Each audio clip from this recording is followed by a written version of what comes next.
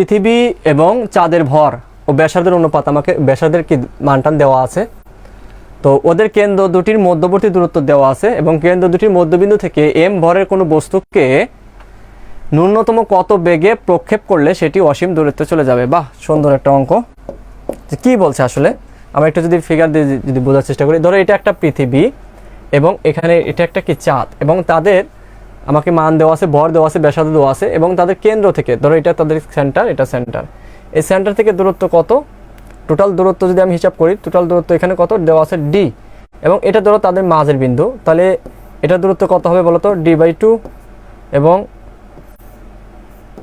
এটা দূরত্ব কত হবে d/2। এইখানে এম ভরের একটা বস্তু আছে এই বিন্দুতে, এই তাদের মাঝে বিন্দুতে কি আছে, এম ভরের একটা বস্তু আছে, এটা হলো পৃথিবী। তাহলে পৃথিবী মানে তার ভর কত m1, আর চাঁদ মানে তার ভর কত m2 আমাকে দেওয়া আছে। মানে যখন আমাকে m1, m2, r1, r2 বা m এগুলো লেখা থাকবে, তার মানে বুঝতে হবে যে এই অঙ্কটা মূলত তোমার প্রতিবেদনের মতো করে করতে হবে, জাস্ট লাস্টে মানে সূত্রটা নিয়ে আসতে হবে, আর কিছুই না। আর যদি মান দেওয়া থাকে তাহলে তো খুব ইজিলি করতে পারবা, মান সূত্রটা মুখস্থ রাখলে মান করতে পারতেছো। এখন দেখো এই টাইপের এই যে অঙ্কটার ক্ষেত্রে এটা কিন্তু অনেক ভালো একটা ম্যাথ, এবং এটার পরে ঠিক এই সূত্র, যেই সূত্রটা আমরা পাবো, এই সূত্র ব্যবহার করে আমি একটা ম্যাথ তোমাদের করে দিব, সমস্যা নেই। জাস্ট তোমার একটু মনোযোগ দাও। এখানে বলছে এম ভরে, এই যে মাঝের বিন্দুতে কি আছে, এম ভরে একটা কি আছে, বস্তু আছে। এম ভরে যদি বস্তু থাকে, বলছে এই বস্তুকে ন্যূনতম কত বেগে, মানে কত বেগ দিলে আমি সেটা কি করবো, অসীম দূরত্বে চলে যাবে। তার মানে সেই বস্তুটা কোথায় চলে যাচ্ছে বলতো, অসীমে চলে যাচ্ছে। Okay fine. এখানে তাহলে কি করতে হবে, যে চাঁদের জন্য, পৃথিবীর জন্য এখানে কি, তাহলে একটা আমি কি পাবো, এই বস্তুর ক্ষেত্রে আমি কি একটা স্থিতি শক্তি পাবো। তার মানে এখানে দেখো এই অঙ্কগুলোর ক্ষেত্রে তোমাকে একটা জিনিস ভাবতে হবে, কি ভাবতে হবে, যে সে এখানে আছে, তাকে নিচে কোথায়, অসীমে। তার মানে তার অবস্থান চেঞ্জ হয়, যখন একটা জায়গা থেকে আরেকটা জায়গায় যাবে, কোনো কিছু করতে হবে, তখন তুমি কি শক্তির সংরক্ষণশীলতা নীতি ইউজ করে অঙ্কগুলো করতে হয়। তো আমাদের এখানে কি, এই যে বস্তুটা যখন এখানে আছে, তার এখানে কি আছে, তার বিভব শক্তি আছে, আবার কি গতিশক্তিও আছে, যেহেতু আমি একটা বেগ দিব। সো এখানে একটু বের করি যে এখানে স্থিতিশক্তি আছে কি, পৃথিবীর জন্য স্থিতিশক্তি আছে, আবার কি চাঁদের জন্য স্থিতিশক্তি আছে। তাহলে আমার মোট স্থিতিশক্তিটা বের করতে হবে। সো আমরা লিখি যে পৃথিবীর জন্য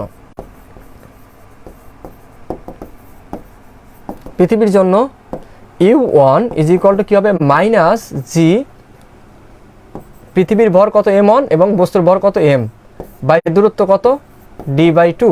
তার মানে উপরে যদি যায় তাহলে সেক্ষেত্রে u1 ইজ ইকুয়াল টু কি হবে, মাইনাস 2gm1 m বাই কত d। এটা পাইলাম আমি কি বলতো, পৃথিবীর জন্য। তাহলে আমি চাঁদের জন্য কি পাবো, চাঁদের জন্য কিন্তু সেমই পাবো, তাই না, মান যেহেতু সমান, শুধুমাত্র m1 এর জায়গা কি হবে, m2 হবে, আর কিছুই না। u2 ইজ ইকুয়াল টু কি হবে, তাহলে আমি একবার লিখি মাইনাস 2gm2 m বাই কত d। এখন তাহলে total U is equal to আমি কি পাইলাম, এই দুটো যদি আমি যোগ করে দিই তাহলে কি হবে, কমন যায় কি কি, minus 2gm by D common যায়, এবং কি পাইলাম আমি, এখানে থাকে কি m1, এখানে কি থাকে m2 থাকে। দেখো আমি এটা কি মোট স্থিতিশক্তি পাইলাম। এই যে বস্তুটা যে এখানে আছে, এইখানে তার কি স্থিতিশক্তি আর আমাদের গতিশক্তিটা দরকার। তো এখানে দেখো স্থিতিশক্তি কিন্তু একটা না, এখানে পৃথিবীর জন্য একটা স্থিতিশক্তি আছে, আবার কি চাঁদের জন্য একটা স্থিতিশক্তি আছে। তার মানে আমার দুইটা স্থিতিশক্তি আলাদা আলাদাভাবে বের করতে হবে, দেন দুটো আমি স্থিতিশক্তি যোগ করে দিলাম। দেখো যে তোমরা স্থিতিশক্তি তোমরা জানো যে মাইনাস দুইটা ভর জি, দুইটা ভর বাই কি তাদের দূরত্ব। এখন এইখানে পৃথিবীর ভর কত m1 এবং বস্তুর ভর কত m, তাহলে m1 m বাই দূরত্ব কত, এখানে d/2, সেটাই লিখলাম। একটু উপরে গেল, তারপর এটা আসলো। যেহেতু পৃথিবীর জন্য এটা পাইছো, এবং তাহলে চাঁদের ক্ষেত্রেও কিন্তু তুমি সেমই পাবা, শুধুমাত্র ভরটা, চাঁদের ভরটা চেঞ্জ হয়ে গেছে, m1 এর জায়গায় কি হয়েছে, m2 হয়েছে। এখন এই যে আমার পৃথিবীর জন্য স্থিতিশক্তি পাইলাম এবং চাঁদের জন্য স্থিতিশক্তি পেলাম, তাহলে টোটাল স্থিতিশক্তি কত, আমার এই দুইটা যোগ করে দিতে হবে। u ইজ ইকুয়াল টু কত, u1 প্লাস u2। দেখো এখানে এই দুইটার মধ্যে 2gm বাই d কমন যায়, তাহলে minus 2gm by d common নিলাম, এখানে থাকে কি m1 আর এখানে থাকে কি m2, তাহলে আমরা সেটাই লিখলাম। এখন এই যে বস্তুটা যে এইখানে আছে, এই জায়গাটা যে আমি কি করব, তাকে একটা কি বেগে আমি দিব না, যে বেগে দিলে সে অসীমে যাবে। তাহলে এই বস্তু আমার গতিশক্তি কি হবে, গতিশক্তি ইকে ইজ ইকুয়াল টু কত বলতো, হাফ mv², তাই না। তাহলে এইখানে আমি যে গতিশক্তিটা পাবো, যে ধরো আমি ধরে নিলাম ভি বেগে দিচ্ছি, তার মানে এখানে আমি যে গতিশক্তি পাবো সেই গতিশক্তি ইকে ইজ ইকুয়াল টু কত, হাফ mv²। সো আমাদের এই বিন্দুতে total energy E is equal to কি পাবো, আমি ইজ ইকুয়াল টু পাবো ইকে প্লাস ইউ। ইকে কত বলতো, হাফ mv², এবং ইউ কত, ইউ কিন্তু এটা প্লাস মাইনাসে কী হবে মাইনাস 2gm ছোট m বাই ডি, এখানে কি হবে m1 প্লাস m2। তাহলে দেখো বস্তুটা যখন এই অবস্থায় আছে, একদম প্রাথমিক অবস্থায় আছে, তখন কি হলো তার মোট এনার্জি পাইলাম কত minus half M B square minus 2gm by d কত m1 প্লাস m2। এখন এই বস্তুটাকে তুমি কোথায় নিছো, এই বস্তুটাকে নিছো কোথায়, নিছো অসীমে। যদি অসীমে নাও তাহলে কি হবে, এটা কিন্তু আমাদের মনে রাখতে হবে। অসীমে যদি নাও, অসীমে গেলে তাহলে তোমরা জানো যে অসীমের ক্ষেত্রে আমাদের মোট শক্তি কত হবে বলো তো, অসীমে মোট শক্তি তোমরা জানো 0। সো আমরা লিখি যে অসীমে E ইজ ইকুয়াল টু কত 0, অসীমে E ইজ ইকুয়াল টু কত 0। কেন E ইজ ইকুয়াল টু 0? কারণ অসীমে কি থাকে না, গতিশক্তিও থাকে না, বিভব শক্তিও থাকে না। সো আমাদের E ইজ ইকুয়াল টু 0 হয়। তাহলে আমরা কি লিখতে পারি, সুতরাং আমরা লিখতে পারি হাফ এম, শক্তির সংরক্ষণশীল নীতি অনুযায়ী, শক্তির সংরক্ষণশীল নীতি অনুযায়ী কি লেখা যায়, half M B square minus 2gm by কত D m1 plus m2 is equal to কত হবে বলো তো 0।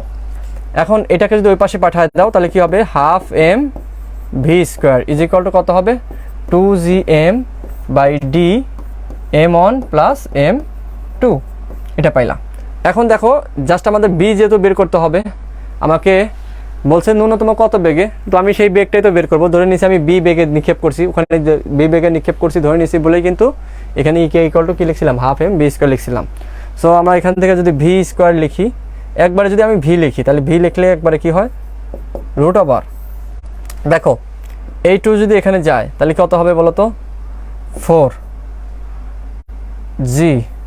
দেখো এই এম এই পাশে যদি আসে তাহলে কি হবে, আলটিমেটলি এই এম আর এই এম কি কাটা যাবে, তখন কি হবে m1 প্লাস m2। এটাই হলো আমাদের কি সূত্র, ঠিক আছে। এইটাই তোমাকে বের করতে বলছে, ন্যূনতম কত বেগে দিলে সেটা কি অসীমে যাবে। সো আমাদের এইটাই আমাদের সূত্র, এইটাই মনে রাখতে হবে, ঠিক আছে। এই কোন টাইপের অঙ্ক খেলে এই টাইপের সূত্র হবে, যখন আমাদের কি থাকবে যে দুইটা গ্রহ বা থাকবে, তখন তাদের মাঝে কোনো একটা বস্তু আছে, ঠিক আছে, তাদের মাঝে কোনো একটা বস্তু আছে, তো ওই বস্তুটাকে তুমি কত বেগে দিলে সেটা আর কি অসীম, কত বেগে তুমি দিলে সেটা কত বেগে তুমি প্রক্ষেপ করলে বা নিক্ষেপ করলে সেই বস্তুটা কি হবে অসীমে চলে যাবে। এইরকম অঙ্কগুলোর ক্ষেত্রে সূত্র কি, তাহলে এই সূত্রটা কিন্তু অবশ্যই মনে রাখতে হবে, v is equal to root over 4g by d m1 plus m2। তোমাকে রিটেন কোশ্চেনে এইটাই চাইতে পারে, যদি মান এভাবে মান দেওয়া থাকে তাহলে তোমাকে এইটাই এই লাস্ট পর্যন্ত এইটা তোমাকে দেখাইতে হবে। আর যদি তোমাকে কি থাকে, যদি এই মানগুলো দেওয়া থাকে, যেমন আমি একটা অঙ্ক যদি দেখি, এই সূত্রটা যদি মনে রাখো, 7 নম্বর যে অঙ্কটা আছে,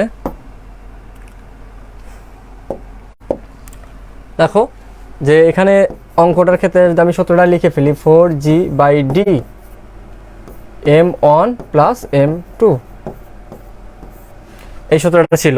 দেখো এখানে ঠিক একই রকম একই অঙ্ক আছে, এইখানে জাস্ট কি দেওয়া আছে, তোমাকে মান দেওয়া আছে, এখানে কি দেওয়া আছে মান দেওয়া আছে, আর কিছুই না। তাহলে মানগুলো যদি বসায় দাও তাহলে কি হবে, রুট ওভার 4g, ডির মান কত আমাদের, ডির মান আছে 3 মিটার 3, m1 m2 কত 1 প্লাস কত 2। সো আমাদের 1 আর 2 3 3 4 12 বাই কত 3, তাহলে কত হলো আমাদের 4, তাহলে রুট ওভার কত 4g বা কত 2 রুট g। এই যে আমাদের এটাই অ্যান্সার। এটা আমাকে কি থাকতে পারে, এগুলো এমসিকিউতে থাকতে পারে, যদি আমাকে মান সহ থাকে তাহলে এমসিকিউতে থাকবে, আর যদি আমাকে ডিরেক্টলি ওই যেটা আগে যেটা দেখালাম সেটা কি রিটেনে থাকতে পারে। হ্যাঁ।